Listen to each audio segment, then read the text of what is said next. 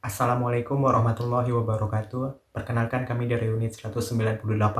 Nama saya Amik Aminuddin dari Fakultas Psikologi dan Ilmu Sosial Budaya jurusan Psikologi. Perkenalkan, nama saya Surya Hadi Pratama dari jurusan Teknik Mesin Fakultas Teknologi Industri. Perkenalkan, nama saya Trindriani, saya dari Fakultas Ekonomi, jurusan Ilmu Ekonomi, dan saya siap mengikuti KKN. Perkenalkan, nama saya Nindi Desmitasari, saya dari Program Studi Hubungan Internasional Fakultas Psikologi, Ilmu Sosial dan Budaya. Perkenalkan, nama saya Muhammad Faisal Riman, saya dari Fakultas Hukum Universitas Islam Indonesia. Perkenalkan, saya Jazila Astuti, jurusan Ekonomi Islam, Fakultas Ilmu Agama Islam. Perkenalkan, nama saya Vira Octaviana, biasa dipanggil Vira. Saya dari Fakultas Teknologi Industri, jurusan Teknik Industri angkatan 2017.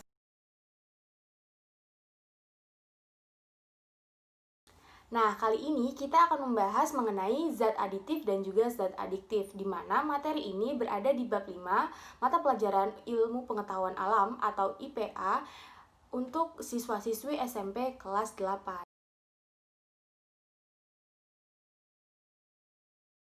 Zat aditif adalah zat-zat atau bahan-bahan yang ditambahkan dengan sengaja ke dalam makanan dan minuman dengan takaran yang sangat sedikit saat pembuatan makanan atau minuman. Tujuannya adalah agar makanan dan minuman itu menjadi lebih menarik, memberikan rasa yang enak, memberikan aroma, dan dapat juga menambahkan nutrisi ke dalam makanan tersebut seperti vitamin, protein, dan kalsium.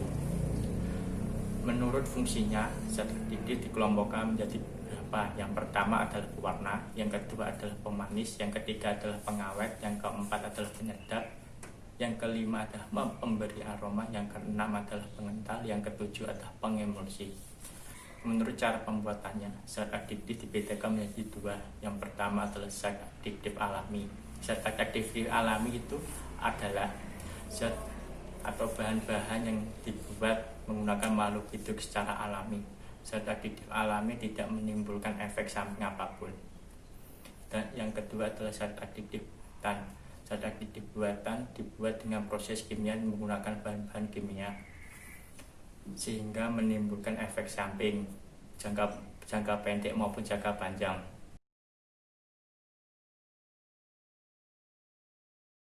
Tahu nggak sih bahan-bahan apa saja yang bisa kita gunakan sekaligus menjadi solusi untuk mengganti zat aditif buatan?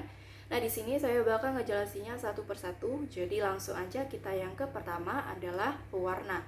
Pewarna dalam kehidupan sehari-hari tentu banyak sekali macamnya. Di antaranya, yang pertama adalah warna biru. Kita bisa menggantikannya dengan buah anggur.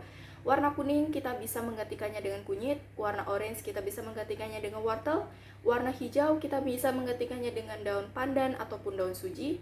Dan warna merah kita bisa menggantikannya dengan buah naga ataupun buah stroberi. Yang kedua adalah pemanis.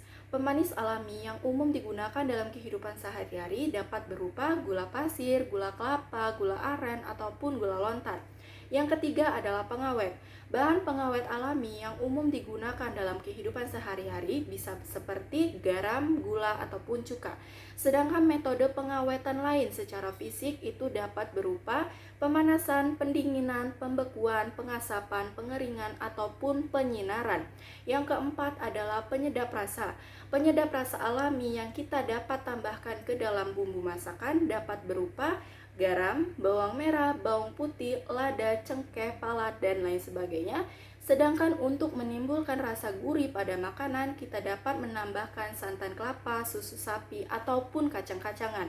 Yang kelima adalah pemberi aroma. Untuk menimbulkan aroma yang segar dan enak pada masakan, kita dapat menambahkan ekstra buah-buahan, minyak atsiri, ataupun vanili. Yang keenam adalah pengental. Pengental dimaksudkan untuk memekatkan atau mengentalkan makanan yang telah ditambahkan air ke dalamnya. Pengental ini dapat berupa tepung pati, gam, gelatin, agar-agar, ataupun alginat. Yang ketujuh adalah pengemulsi. Pengemulsi biasanya dalam bentuk seperti kuning telur yang ditambahkan dalam proses pembuatan mayonaise ataupun mentega dengan maksud agar lemak dan air yang ada di dalam mayonaise atau mentega tidak akan terpisah. Selanjutnya, saya akan menjelaskan bagaimana cara mencegah dampak negatif yang ditimbulkan dari penggunaan zat aditif buatan tersebut. Yang pertama, dari penguat rasa, itu kita bisa ganti dengan menggunakan garam, gula, ataupun air kaldu. Yang kedua, pemanis bisa diganti dengan gula tebu ataupun gula aren. Yang ketiga, pengawet bisa kita ganti dengan garam, gula, ataupun cuka. Yang keempat, pewarna, kita bisa menggunakan pewarna-pewarna alami, baik yang berasal dari tumbuhan, buah-buahan, ataupun sayuran. Yang kelima adalah pengental. Pengental itu bisa kita ganti dengan tepung maizena. Yang keenam adalah antioksidan. Antioksidan bisa kita peroleh dari mengkonsumsi air putih yang cukup setiap harinya. Yang ketujuh, menghindari makanan yang mengandung pemutih. Yang kedelapan, keasaman dalam makanan diganti dengan ekstra buah-buahan. Yang kesembilan, mengkonsumsi buah dan sayur. Yang kesepuluh, menghindari makanan yang mengandung anti gumpal.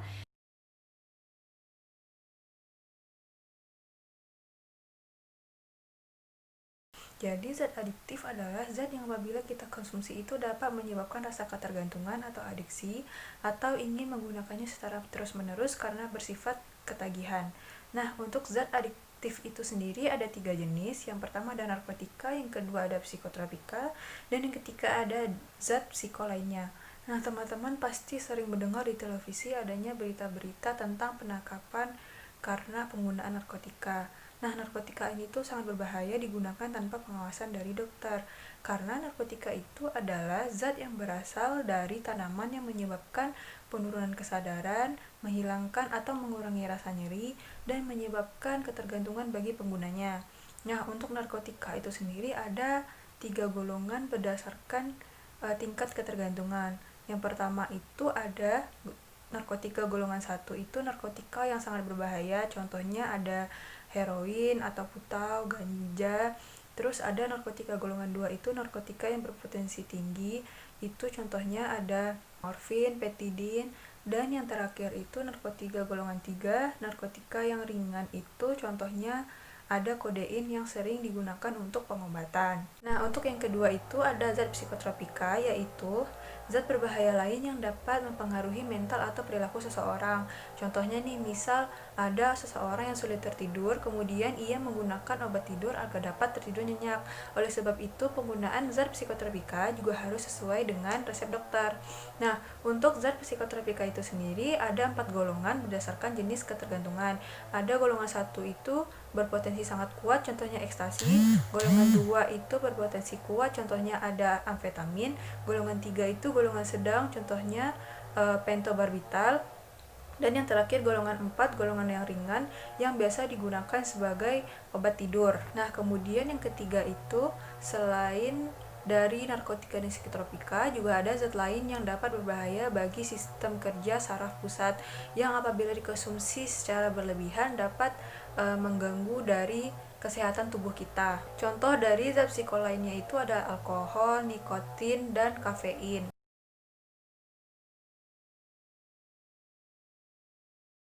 Zat adiktif itu adalah suatu obat atau bahan-bahan aktif yang bila dikonsumsi oleh tubuh akan menjadi sebuah atau akan menyebabkan sebuah ketergantungan fisik.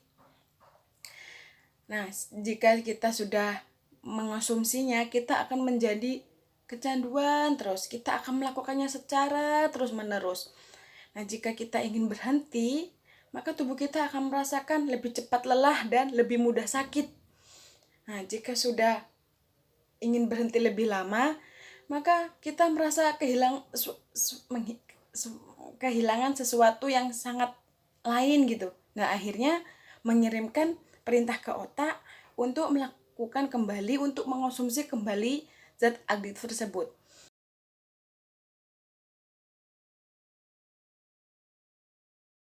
Teman-teman semua udah tahu kan kalau menggunakan narkoba atau obat-obatan terlarang lainnya itu merupakan tindakan negatif dan juga menimbulkan efek yang tidak baik atau efek negatif bagi para penggunanya maupun bagi masyarakat luas. Nah, para pengguna narkoba ini seringkali mendapatkan perlakuan kurang mengenakan dari masyarakat seperti dikucilkan, disudutkan dari lingkungan pergaulan dan lingkungan sosial. Nah, hal ini juga berkaitan dengan sikap atau perilaku yang dikeluarkan oleh para pengguna narkoba tersebut. Kenapa? Karena mereka seringkali mengeluarkan sikap antisosial atau anti masyarakat. Selain itu, mereka juga akan mendapatkan kehilangan kepercayaan dari orang-orang terdekat mereka seperti tetangga, keluarga, sahabat, kekasih, karena mereka seringkali melakukan kekerasan atau bertindak kriminal serta berbohong untuk dapat mengkonsumsi atau mendapatkan obat-obatan terlarang tersebut. Namun, di sisi lain, masyarakat juga lebih peduli terhadap peristiwa-peristiwa yang terjadi di lingkungan mereka.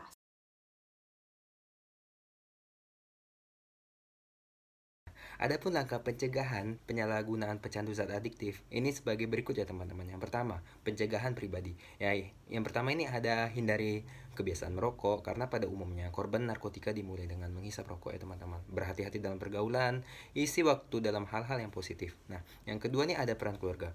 Peran keluarga ini sangat penting juga ya teman-teman. Harus menjaga komunikasi dengan harmonis, saling mengingatkan dan melindungi. Dan yang ketiga nih ada peran masyarakat. Peran masyarakat ini berperan aktif dalam upaya pemberantasan penyalahgunaan obat-obatan terlarang dalam bentuk penjagaan, penyuluhan, maupun bentuk-bentuk informasi lainnya. Yang keempat nih ada peran sekolah. Peran sekolah ini yang sangat penting ya teman-teman juga, yang dimana mengkonstruksi pola pikir anak dan memberi masukan-masukan terhadap bahaya penyalahgunaan obat-obatan terlarang ya melalui pendidikannya. Yang kelima, yang terakhir ini ya teman-teman, pemerintah dalam arti negara harus juga mengontrol, menangkap, dan memberantas segala bentuk peredaran atau penyalahgunaan obat-obatan terlarang.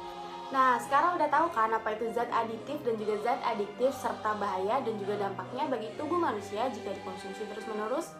Terima kasih ya telah menonton video kami. Semoga video yang kami sajikan dapat menambahkan informasi untuk kita semua. Sampai ketemu di video kita selanjutnya. Jangan lupa tetap jaga kesehatan ya teman-teman.